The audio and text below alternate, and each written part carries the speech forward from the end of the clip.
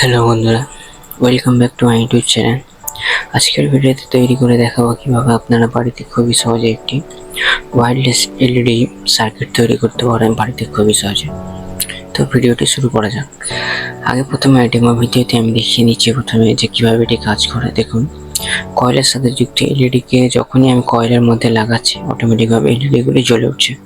তো এটি কিভাবে কাজ করে কিংবা এটি কিভাবে তৈরি করলাম, তো পুরো ভিডিওটা শুরু করা যাক।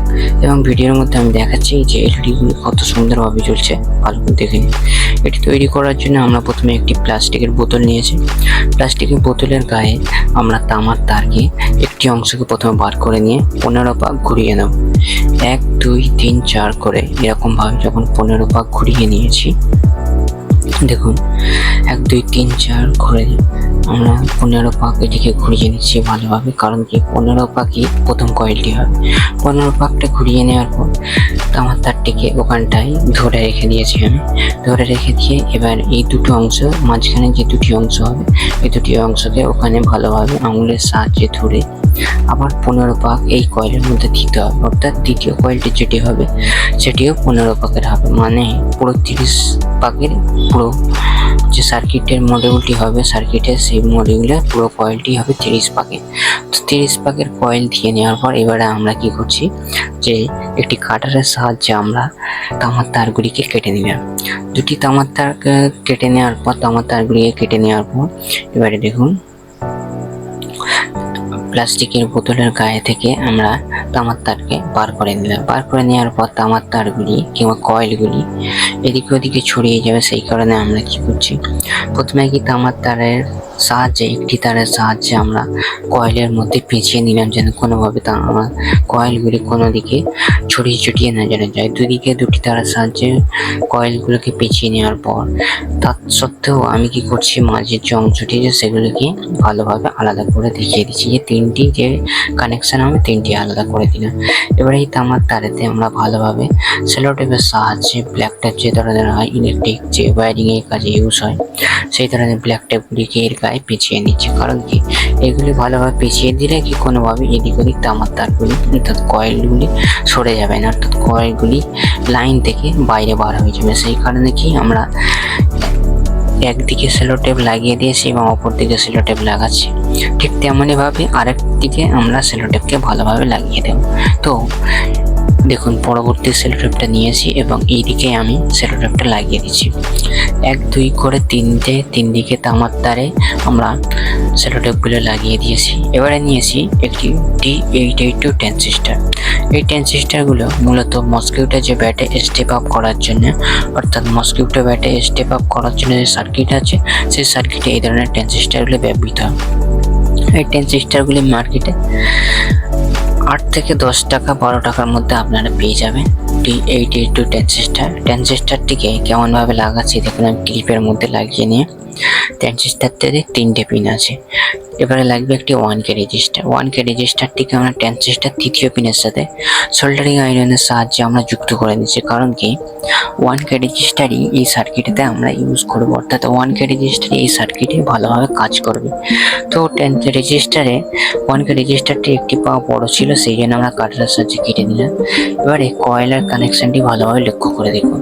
কয়েলের সামনে অর্থাৎ কপার ওয়্যারে যে ধরনের নিকেল, অর্থাৎ এক ধরনের এর মধ্যে নিকেল অর্থাৎ এর গায়ে এক ধরনের ওই দেওয়া থাকে, যেগুলি অর্থাৎ কোনোভাবে শর্ট হয়ে যাবে না, যার কারণে এই ধরনের এক ধরনের প্রলেপের গায়ে দেওয়া থাকে। সেগুলিকে আমরা এর সোল্ডারিং আয়রনের সাহায্যে এর মধ্যে দিয়ে সরিয়ে নিচ্ছি, যেন ভালোভাবে আমরা সোল্ডারিং করতে পারি। এর উপর দিয়ে যে প্রলেপটা আছে অর্থাৎ নিকেলটা, সেইগুলো যেন সরে যায়।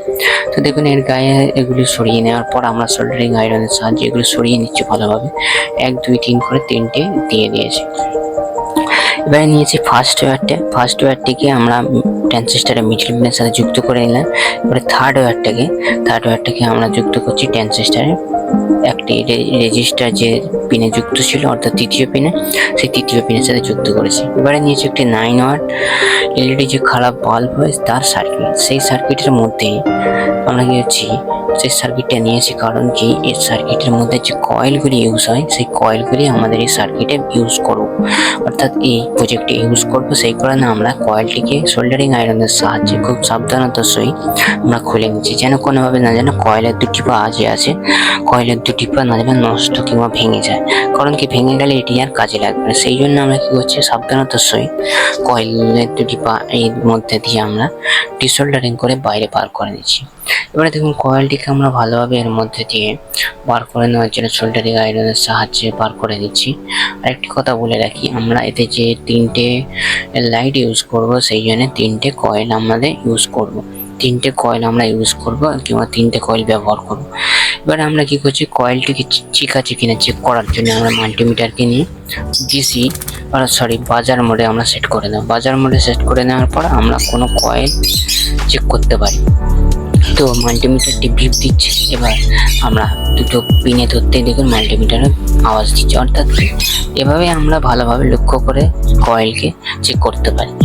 এবার কাটারের সাহায্যে একটি এলইডি নিয়েছি, এলইডির দুটি প্রান্ত আমরা কেটে নিলাম ছোট ছোট আকারে, কারণ কি বেশি বড় রাখলে দেখতে খারাপ লাগবে, যার কারণে কি করছি আমরা যে কয়েলের যে দুটি অংশ আছে সে তার সাথে আমরা যে যুক্ত করার জন্য আমরা এলইডির দুটো পিন আছে, দুটো পিনকে ছোট ছোট আকারে কেটে নিলাম।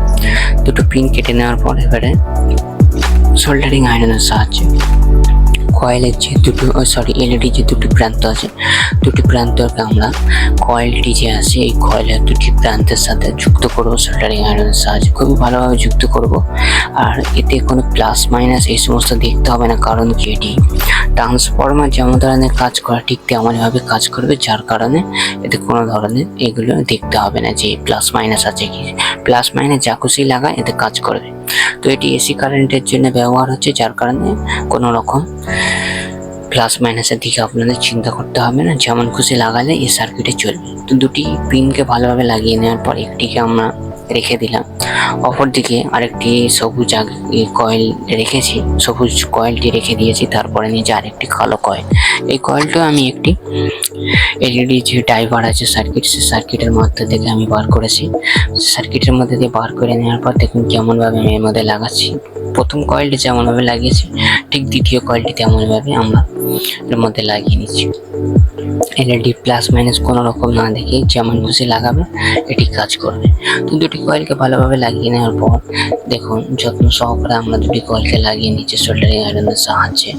লাগিয়ে নেওয়ার পর কেমন লুকটা দেখাচ্ছে দেখুন। এবারে ব্যাটারি কানেকশন করবো। ব্যাটারির যেটা আমরা নিয়েছি 3.7 ভোল্টের একটি লিথিয়াম ব্যাটারি। আমার অনেক প্রজেক্টে এই ব্যাটারিটা আমি ইউজ করি, অনেক ভালো ব্যাটারি। ব্যাটারির যে মাইনাসের অর্থাৎ কালো তারটি আছে সেটা লাগিয়ে নিচ্ছি আমরা d882 ট্রানজিস্টরের ফার্স্ট লেগে অর্থাৎ প্রথম পায়ে, এবং যে 3 নম্বর পিনটা আছে প্লাস ওয়্যারটা আছে সেটি লাগিয়ে নিচ্ছি আমরা যে কয়েলটি ইউজ করছি সেই কয়েলের দ্বিতীয় পিনের সাথে, অর্থাৎ জয়েন্ট আছে দুটো পিনের। এবারে লাগিয়ে নেওয়ার পর কাজ মোটামুটি কমপ্লিট শেষের দিকে। এবারে আমরা কয়েলটিকে ভালোভাবে লাগিয়ে নিলাম, পুরো কানেকশন করে নেওয়ার পর এটি একটি হিট হচ্ছে, যার কারণে কি করছি যে ট্রানজিস্টরটিকে আমি একটি হিটসিং এর উপরে অর্থাৎ সিলিভারে প্লেটের উপরে ভালোভাবে স্ক্রু ড্রাইভারের সাহায্যে স্ক্রু দিয়ে একদম টাইট করে নেব, কারণ কি কোনোভাবে যেন এটি নড়াচড়া না যেন করে, এবং যে ধরনের হিট অর্থাৎ গরমের মধ্যে দিয়ে উৎপন্ন হবে তৈরি হবে সেগুলি যেন এই সিলিভারের অ্যালুমিনিয়াম শিটটি ভালোভাবে ঠান্ডা করতে সাহায্য করে। সেই জন্য আমরা কি করছি হিটসিং শিটটিকে ভালোভাবে লাগিয়ে নেওয়ার পর এবার টেস্টার দিয়ে টাইট করে নিচ্ছি পুরোপুরিভাবে টাইট করে নেওয়া যখন কমপ্লিট। এবারে দেখুন লাইটটি জ্বলে উঠেছে, প্রথম কয়েলটা রাখতে লাইটটি জ্বলে উঠেছে, এবং পরবর্তীতে আমি আরেকটি কয়েল দিচ্ছি সেটি হচ্ছে ব্লু কালার লাইট জ্বলছে। তো দ্বিতীয়ত আরেকটি কয়েল দিয়ে সেটা লাল কালার লাইট জ্বলছে। পরবর্তীতে এই কয়েলগুলো লাইটটা আমি চেঞ্জ করে দেখাচ্ছি, দেখুন একটি সবুজ লাইট জ্বলছে। তো কিভাবে আপনার বাড়িতে খুবই সহজে এই ধরনের একটি সার্কিট ওয়্যারলেস এলইডি লাইটের সার্কিট তৈরি করতে পারবেন, এই ভিডিওটা দেখলে আপনারা পুরোপুরি বুঝতে পারবেন। তো ভিডিওটি যদি কিছু শিক্ষণীয় আপনার মনে হয় তো প্লিজ চ্যানেলটি সাবস্ক্রাইব করে পাশে থাকবেন পরবর্তী নেক্সট ভিডিওর জন্য। তো আজকের জন্য এতটুকু। ভিডিওটি যদি আপনি পুরোপুরি দেখে থাকেন তো আপনাকে অসংখ্য ধন্যবাদ।